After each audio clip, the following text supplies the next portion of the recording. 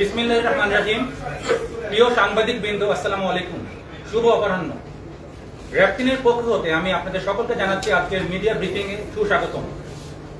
আপনারা অবগত আছেন যে গত 10 জানুয়ারি 2026 তারিখে রাজধানীর বনশ্রীতে রেডিয়েন্ট স্কুল অ্যান্ড কলেজের 10ম শ্রেণীর শিক্ষার্থী ফাতেমা আক্তার নীলিকে নিজ বাসায় অজ্ঞাত দুর্বৃত্ত কর্তৃক গলা কেটে নির্মমভাবে হত্যার ঘটনা ঘটে, যা সারা দেশে ব্যাপক চাঞ্চল্যের সৃষ্টি করে।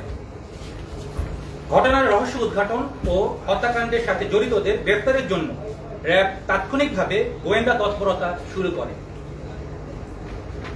সিসিটিভি ফুটেজ বিশ্লেষণ করে আমরা যেটা দেখতে পাই যে হোটেল কর্মচারী মোহাম্মদ মিলন মল্লিক ঘটনার দিন 1336 ঘটিকায় ভিকটিমের বাসায় প্রবেশ করেন এবং খাবার নিয়ে 1341 ঘটিকায় ভিকটিমের বোন শোভার সাথে একত্রেই বাসা হতে বের হয়ে যান।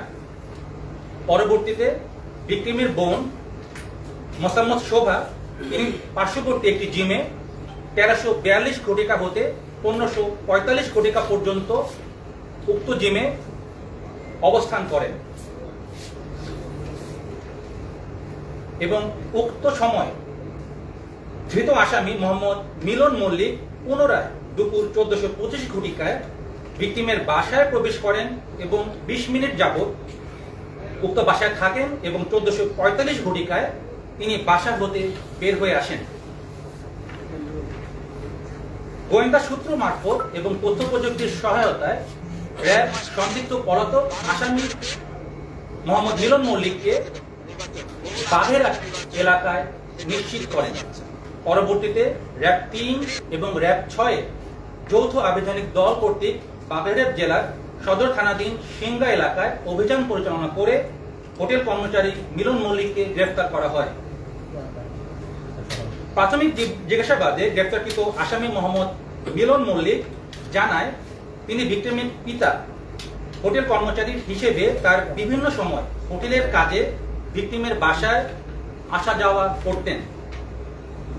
উল্লেখ্য, গত 7 জানুয়ারি 2026 তারিখে ভিকটিমের বাবা, মা এবং ভাই জমি সংক্রান্ত কাজে হবিগঞ্জে যান এবং হোটেলে কর্মরত অন্য 3 জন কর্মচারীও হোটেল বন্ধ থাকায় ছুটিতে গমন করেন। ছুটিতে না যাওয়া হোটেলের একমাত্র কর্মচারী হিসেবে মালিকের অবর্তমানে মিলন মালিকের বাসা হতে 2 বেলার খাবার আনা নেওয়া করতেন। এখানে উল্লেখ্য, বেশ কিছুদিন ধরে মিলন ভিকটিমকে অনৈতিক প্রস্তাব দিয়ে আসছিলেন। ঘটনার পূর্ব রাতে আসামি ভিকটিমের বাসায় যখন তিনি খাবার আনতে যান, তখন পুনরায় ভিকটিমকে অনৈতিক প্রস্তাব প্রদান করেন। ভিকটিম আসামির প্রস্তাবে রাজি না হয়ে তাকে গালিগালাজ করেন এবং আসামি ভিকটিমের রূঢ় আচরণে ক্ষিপ্ত হয়ে পরদিন তার বিরুদ্ধে একটা প্রতিশোধের সিদ্ধান্ত গ্রহণ করেন। ঘটনার দিন ভিকটিমের বড় বোন যখন জিমের উদ্দেশ্যে বের হয়ে যান, আসামির পূর্ব পরিকল্পনা অনুযায়ী পূর্ব থেকে সংগৃহীত নাইলনের দড়ি সহ ভিকটিমের বাসায় পুনরায় যান। প্রথমবার উনি খাবার আনার জন্য যান এবং তার বোনের সাথে বের হয়ে আসেন, বড় বোনের সাথে বের হয়ে আসেন সবার সাথে, এবং পরবর্তীতে পুনরায় তিনি তার বাসায় যান এবং অনৈতিক প্রস্তাবের ব্যাপারে আবার তাকে জানান। আসামির অনৈতিক প্রস্তাবে রাজি না হওয়ায় ভিকটিমকে এক পর্যায়ে ধস্তাধস্তির এক পর্যায়ে তাকে পিছন থেকে লাইলনের দড়ি দিয়ে তার গলায় শ্বাসরোধ করে তাকে হত্যা করার চেষ্টা করেন। পরবর্তীতে ভিকটিমের চিৎকার চেঁচামেচিতে লোক সমাগম হওয়ার ভয়ে রান্নাঘরে থাকা বটি দিয়ে আসামি ভিকটিম গলা কেটে হত্যা করেন। হত্যাকাণ্ডের পর ঘটনাস্থল হতে দ্রুত তিনি পালিয়ে যান এবং যাওয়ার পূর্বে বাসার বিভিন্ন আসবাবপত্র তল্লাশি করে নগদ অর্থ নিয়ে যান। প্রাথমিক জিজ্ঞাসাবাদে গ্রেপ্তারকৃত আসামি মোহাম্মদ মিলন মল্লিক এই হত্যাকাণ্ডের সাথে জড়িত থাকার অভিযোগ স্বীকার করেন। এই নৃশংস হত্যাকাণ্ডের পিছনে অন্য কোনো উদ্দেশ্য আছে কিনা তা তদন্তকারী কর্মকর্তার বিস্তারিত তদন্তে বেরিয়ে আসবে বলে আমরা মনে করি।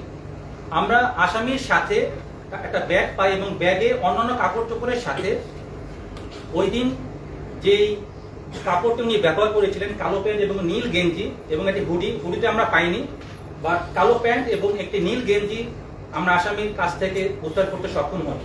তার পূর্বে ঘটনাস্থল থেকে পুলিশ যে ঘটনায় যে ব্যবহৃত যে বটিটি সেটি উদ্ধার করে এবং নাইলনের যে দড়িটি সেটি উদ্ধার করে। যেহেতু আসামির বিরুদ্ধে পরবর্তীতে আইনানুগ ব্যবস্থা গ্রহণের জন্য খিলগাঁও থানায় হস্তান্তরের কাজ প্রক্রিয়াধীন রয়েছে। ধন্যবাদ। আমরা ভিকটিমের দুটি মোবাইল আমরা পেয়েছি এবং মোবাইল বিশ্লেষণ করে আমরা এমন কোনো তথ্য পাইনি। আর সবচেয়ে আশ্চর্যের বিষয় যে আসামি উনি কোনো মোবাইল ব্যবহার করতেন না।